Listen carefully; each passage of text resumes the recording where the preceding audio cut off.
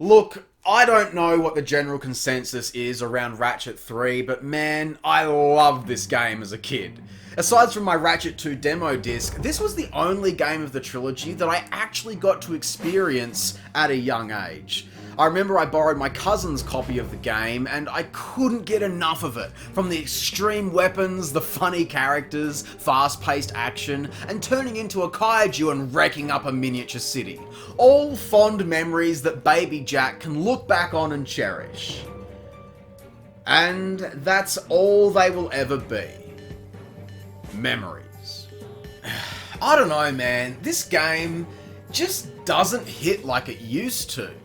And look, coming off of Ratchet 2, you were just incredible in that one.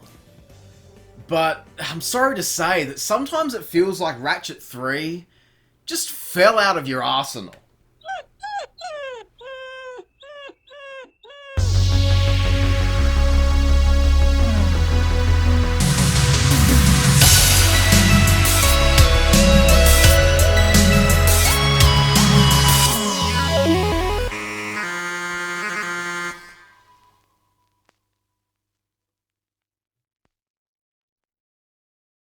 Okay, let's get one thing clear. This game is a lot of fun, and diving into this one again has me a little bit giddy, I'm not gonna lie.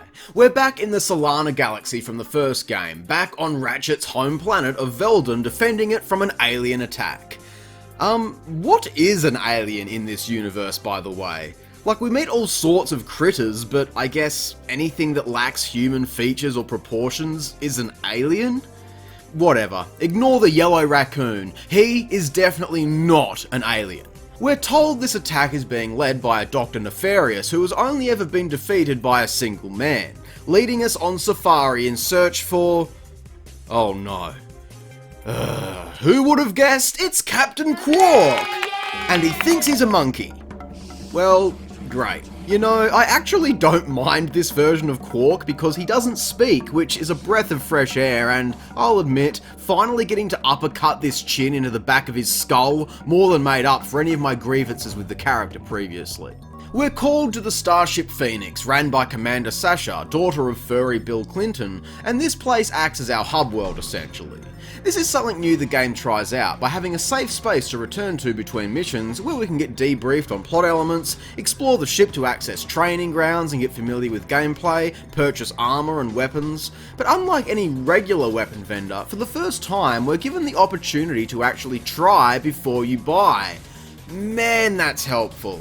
It's one of those little quality of life things that I didn't even realise I needed in the previous games, but it's so good. There's nothing worse than saving up all your bolts and accidentally buying a dud. I'm looking at you, Clank Zapper. The chopper from Ratchet 2 was also a big letdown from me. I think I had it mixed up with the disc blade gun from 3, launching razor blades out into crowds of monsters and watching as they're all diced up around the room. There are some real funky weapons in this game. The Rift Inducer creates black holes to suck in enemies, the Suck Cannon has had quite the glow up, and the Plasma Whip was always one of my absolute favourites. They were really being creative with that one, the Flame Whip. Such a cool visual swinging this thing around, so much so that it was even included in PlayStation Move Heroes as an entire gameplay mode, which if I recall correctly, was definitely one of the highlights of that mediocre mess. The Infector is another new gun which turns foes against one another while slowly killing them. Have you ever infected anyone before? No, but that furry chick gave me a nasty rash, and I'm still going, bro. I'm still scratching. While obviously situational to some degree, I can report that our entire toolbox all feels well represented throughout our adventure. You know, the first game, weapons were pretty mundane given most anything would die at the hand of your wrench, and 2, while a vast improvement, failed to balance weapons, with 1 even getting worse the more it was upgraded. It took 3 games, but I really feel like they nailed it here, with everything serving its purpose, and what's even better is that our weapon wheel inventory has been doubled, leaving plenty of space for both guns and gadgets. And as usual, if you've got a save file from 2, then you can access a few favourites for free, such as the Bouncer, Plasma Coil, and the Lava Gun. Faithful and true, pissing out all over the place like waking up with morning wood. And when it gets upgraded this time, no longer do we get the god-awful meteor gun, instead a line of liquid nitrogen, which I just gotta say, thank you, Insomniac. It's really nice to see something that was so infamously critiqued by players be rectified in just under a year. God, why can't modern developers have turnaround like that? It always wigs me out to think that, man, back in the day, these what were, I guess, AAA games at the time were being pumped out on a yearly basis. That's an impossible schedule to upkeep. I mean, rushing to completion every single year has got to catch up with you at some point, surely.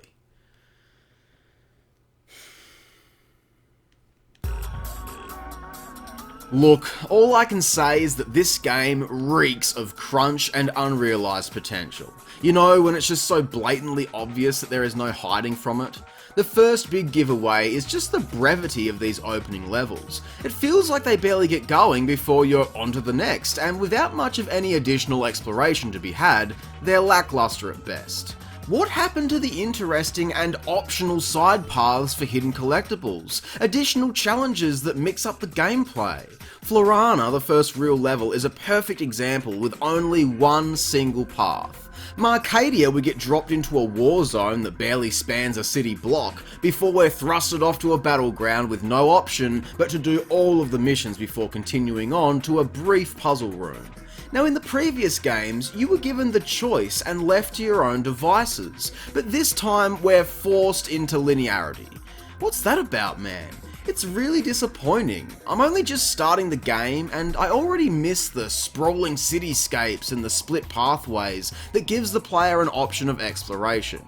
Even if at the end of the day it's all ultimately linear, it didn't feel like it.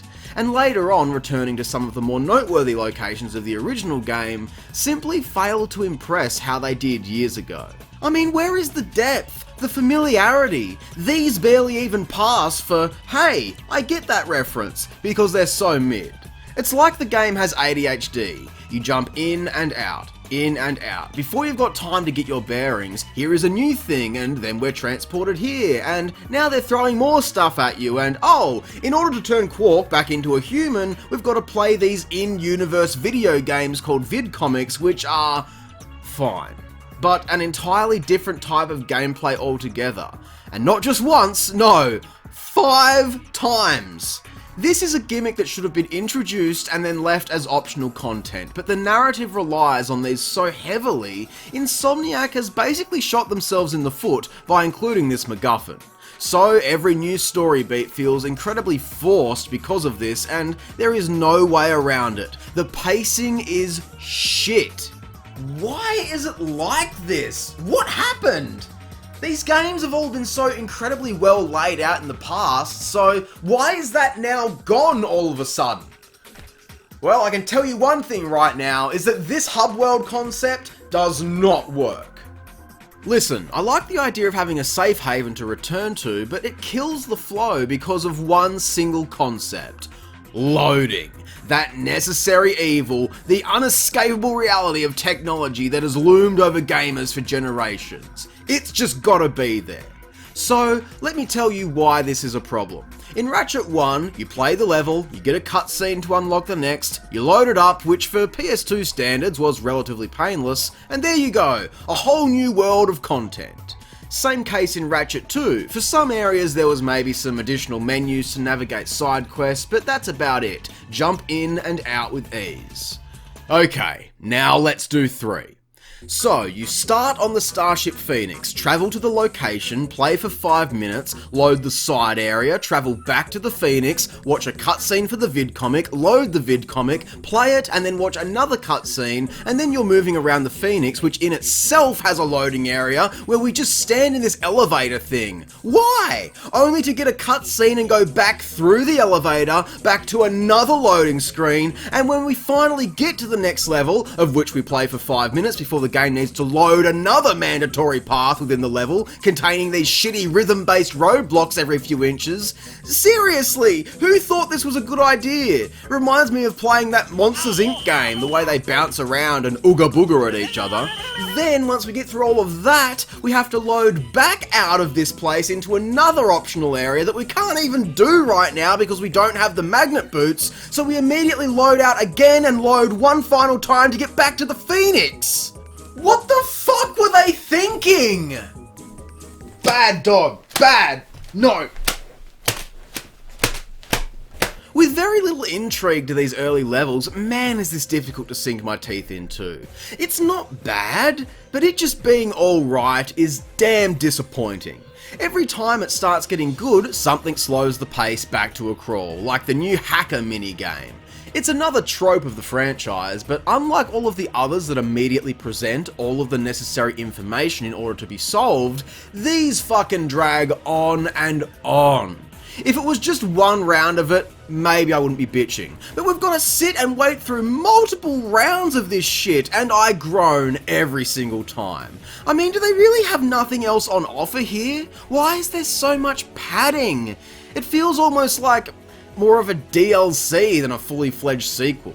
We've got the battle arenas making a return with Annihilation Nation, which there is only one of this time, and with the inclusion of some actual platforming challenges here, that's cool I guess, but the arena mode itself feels kind of cramped and merely imitates the success of the mode from number 2.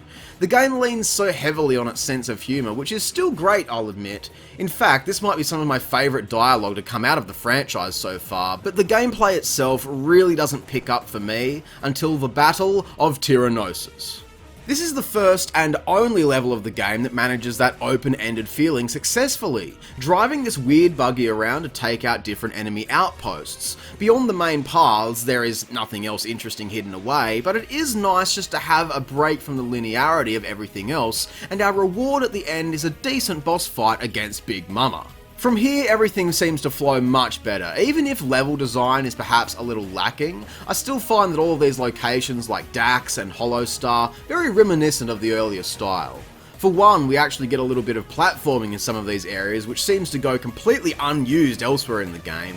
These were always shooters at heart, but now the shooting is all we've got, so getting to explore more of these cool moon levels makes me happy. And while Clank's gameplay begins to feel played out by this point, I still love the studio backlot setting as an excuse to break out Big Clank once again. But unfortunately, my high spirits don't last long, as we're dumped into more of these Galactic Ranger missions. Now, I don't mind the concept of these. We're given an objective, and it's essentially an alternative to the battle arena mode with the addition of some vehicles and more diverse environments. As a secondary objective, they're really fun, and they also serve as an introduction to the multiplayer mode, which I'll discuss later. But when these areas get slotted in as entire mandatory planets within the main campaign, it really begs the question if they were skint on ideas, or development time, or both. You know what this reminds me of? And for you guys who've been around the channel for a while now, I'm sure you'll appreciate this analogy. Ratchet 3 is the Jak 3 of this franchise. Rushed, unfocused, lots of mechanics that only show up once, a buttload of weapons, a few of which are essential to victory, along with drawn-out, boring roadblocks. It throws everything at you with no regard for pacing and always forces you to waste time travelling back to a neutral location between every mission. And yeah, look, I can't argue that either of these games aren't good. You know, they're fine and fun in plenty of aspects, but they both represent the output of a tired, burnt-out studio. Okay, fine. It's not up to par, but Ratchet 3 is surely better than Jak 3. Oh, you son of a bitch.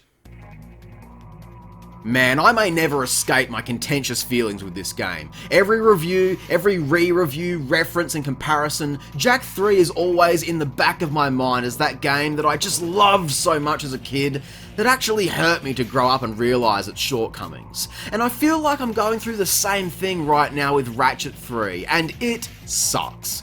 The core gameplay loop here is still solid, while the weakest of the trilogy, it's still got merit. It's fun smashing things, number go up Tickle's brain, and I've had enough fun with it that made me want to keep playing once I hit the end. But everything else feels like missed potential, including the ending and all of Dr. Nefarious for that matter. While he is my favourite character in the game, him and Lawrence deliver some great moments, and design-wise, I love how gnarly he looks, but he is the weakest villain of the trilogy. There just isn't any storytelling in this one. There are no plot twists or big payoffs, only a bait and switch where you know the outcome right from the get-go, and before you even start playing the game, we're told that Nefarious is the big bad, and everyone else that gets in our way is just a last-minute obstacle for the duo to overcome. Courtney Gears, I feel, had so much potential as a character with the whole pop star gimmick, and what's it used for? Nothing. She's a prop. A disposable prop that takes way too many hits to knock down. And the entire Evil Clank subplot that is as abruptly dropped as it was introduced serves no purpose. We're fighting the same basic enemies over and over again, which gets tired, and then Nefarious turns them all into robots, which is just a reskin on the exact same enemies. Quark taking credit for saving the day while sending us in on the front lines is perhaps the only decent aspect of the plot that leads to any interesting or funny moments. So, to make it through everything, all of the mundanity being slow cooked alive by all the tedious shit just for a tiny sample taste of the creamy middles, and exhausting all of that definitely not copy and pasted over from Ratchet 2 content, such as the battle arenas and the big crystal collection side area, which just doesn't hit the same for me this time in these cramped little hallways. It sucks. Slogging through to the ending face-off against Nefarious, all I can say is, it's okay. This boss fight is mediocre at best, without any strategy or interesting attack patterns. It's the Spyro 3 final boss formula of, fuck it, just fly around in a spaceship and blindly hold the shoot button until you win. Fucking final boss fight. God, what a letdown. This game has its moments, but it's mostly the dregs, man. I really want to love this game, but I can't. I can't go any higher than a 6 out of 10. You take that back! No, I will not take anything back, because the most heinously anus thing about this is that now I've got to do it all again! I really expected so much more from this. The gameplay loop is still addictive, and New Game Plus in Ratchet 2 transformed that game in my mind from a really awesome title to a goddamn never-ending pot of gold of S-tier content. So, I will admit, even despite my complaints bitching that I was totally done with it, that I wasn't done just yet. Now, I mentioned it last time that it's rare, like a solar eclipse, that I ever have the patience for an immediate second playthrough of any game.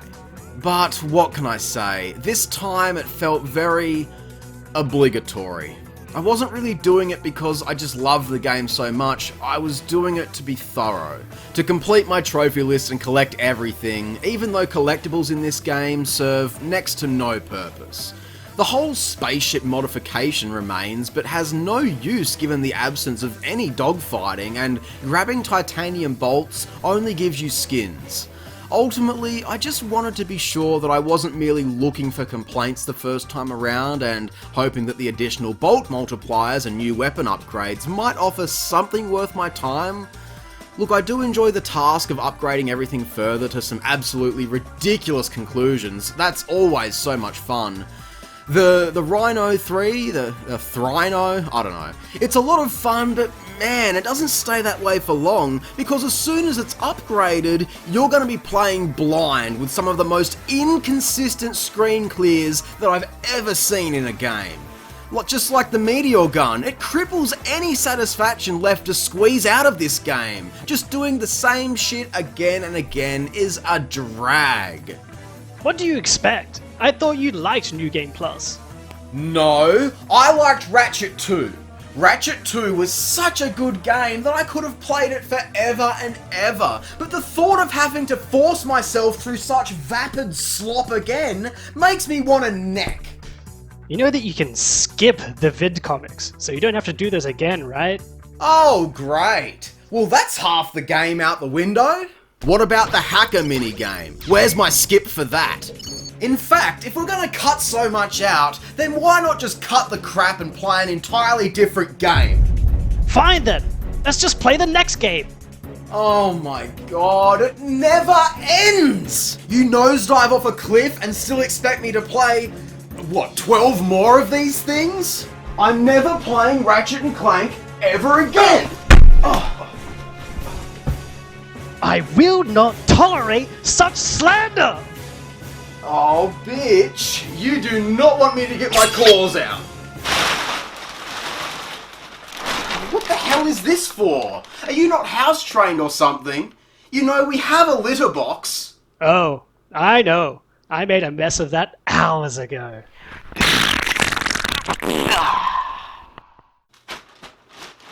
Listen, you don't want to get any blood in the carpet here, do you? Oh, of course not. My landlord would kill me. Thank you, dude, so much. It's all good, man. No, really, I seriously appreciate you not making a mess of my house. While I make a mess of your face! Today!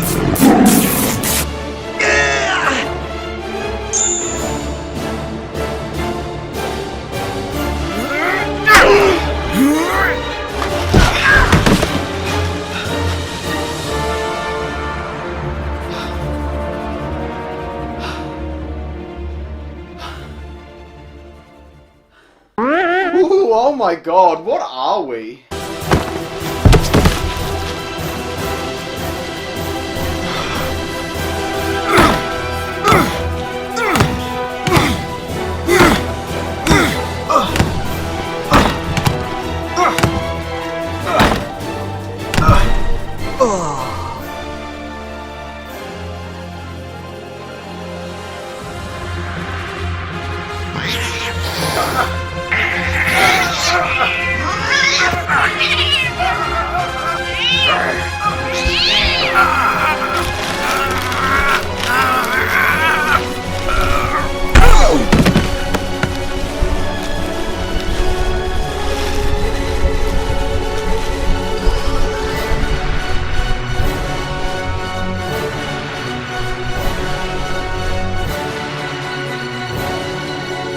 Get up! Get up!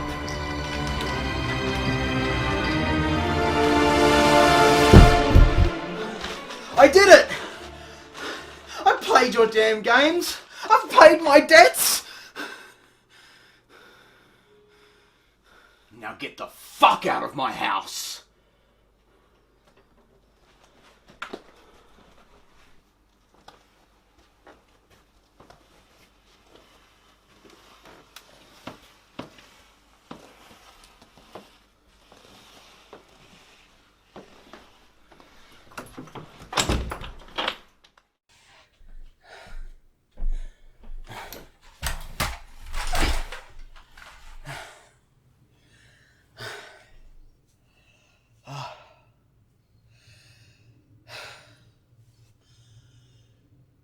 Man, you know what? I hate to admit it, but that damn rodent may have knocked some sense into me. Look, I can sometimes be a critical asshole. I've given some dud scores over the years, I've ranted and raved to try and prove a point that nostalgia often blinds us when looking back on our favourite games. But the point that I've always tried to get across is that it doesn't matter if a game is good, or bad, or even total arse. They can still provide enjoyment. Whether that be genuine or ironic, or in the case of Ratchet 3, I definitely have my complaints. But let's be real for a moment. I'm still glad that I finally played it. For you guys. Any game as addicting as this can never be truly bad. Up Your Arsenal just didn't deliver the way 2 did for me, but that's okay.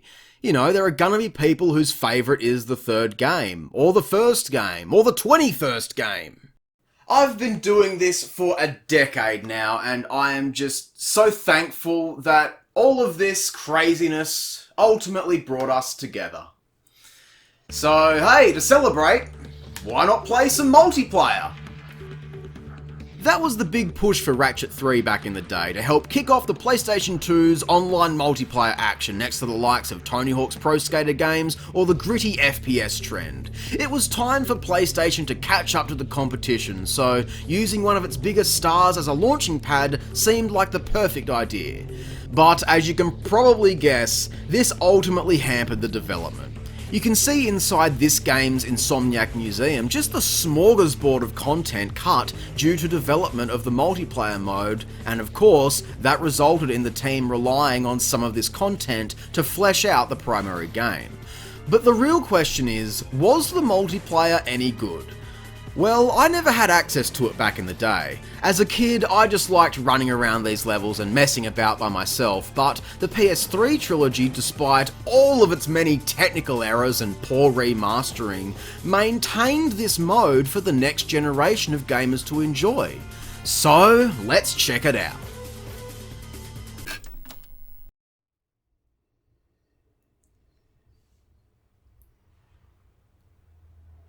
Huh? The servers have been shut down. You mean I missed it? I've delayed talking about these games for so many years that I missed it? Well, that's a kick in the nuts. But hey, at least couch multiplayer is still an option. If only I had a friend to play it with me.